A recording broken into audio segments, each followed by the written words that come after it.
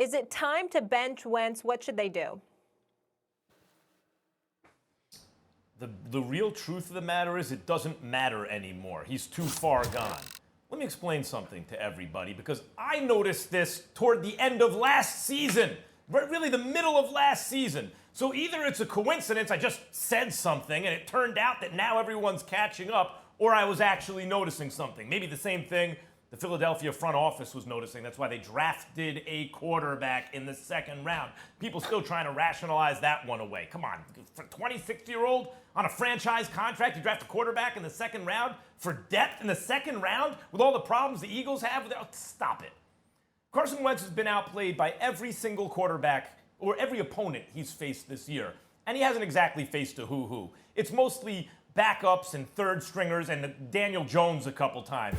He has yet to outplay an opponent. He's thrown 14 interceptions in 10 games. He turns the ball over in Eagles territory all the time. His mechanics, decision-making, everything has shockingly regressed, right?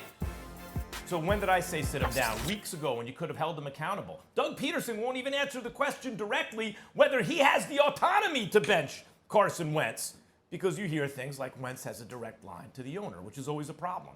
He's been enabled, and his worst tendencies have been enabled. But how did we really get here? That's the important thing. Who is to blame?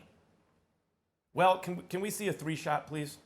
I want everyone to take a look at this gentleman right here. Let's see a three-shot. There he is. Dan Orlovsky. I blame you and people like you.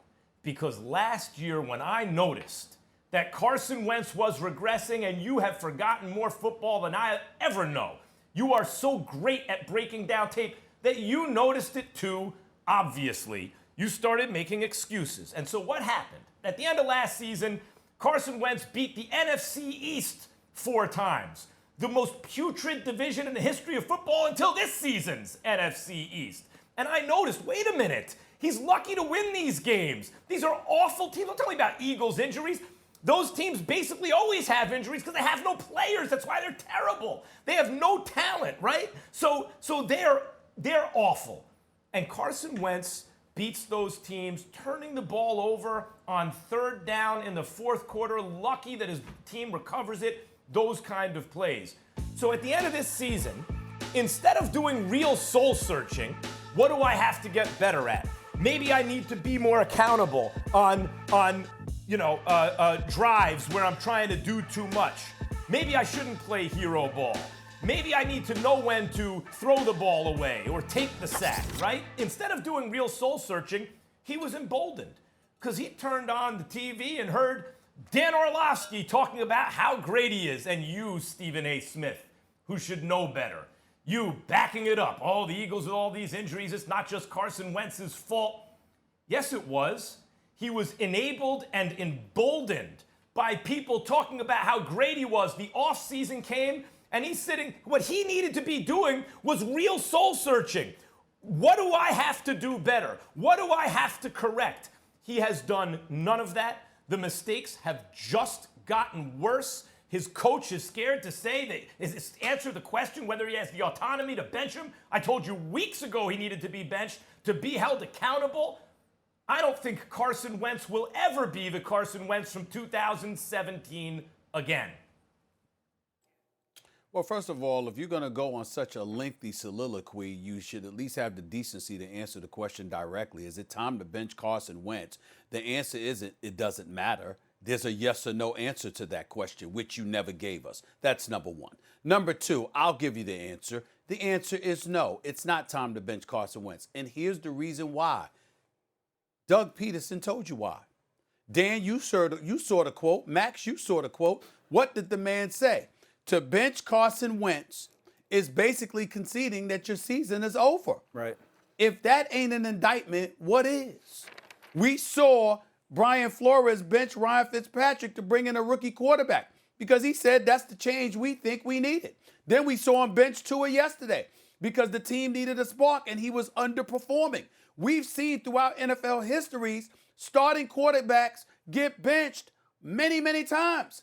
in the best interest of the team, not just for the future, but the immediate future. We've seen that. So for Doug Peterson to say that is the ultimate indictment against Jalen Hurts, because what he's saying is this young brother is not ready. And if we were to bench Carson Wentz, as bad as he has been, 14 touchdowns, 14 interceptions, ain't even completing 59% of his passes. This brother right here, with those numbers, if we bench him, we're saying even at 3-6-1, with him playing horribly, our season is over. That's all you need to know about Jalen Hurts, that he ain't ready, because Doug Peterson said that as a quote. So that's where I'm at with it. Of course, Carson Wentz looked bad. He looks awful. But, Dan, I'll pass it to you by saying this. Yes, we made all of these excuses. I tweeted yesterday about Max Kellerman. And you know what? I'm done with Carson Wentz. You know what, Max? You're right. I got it because he looks that damn bad. But it didn't mean that I'm denying what their offensive line was giving them.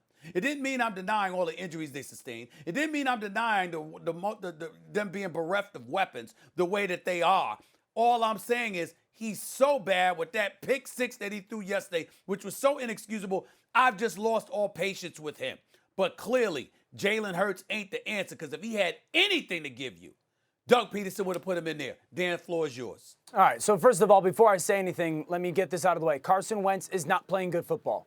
He's just not playing good enough, okay? Now, is it time to bench Carson Wentz? Absolutely not. That's ridiculous talk.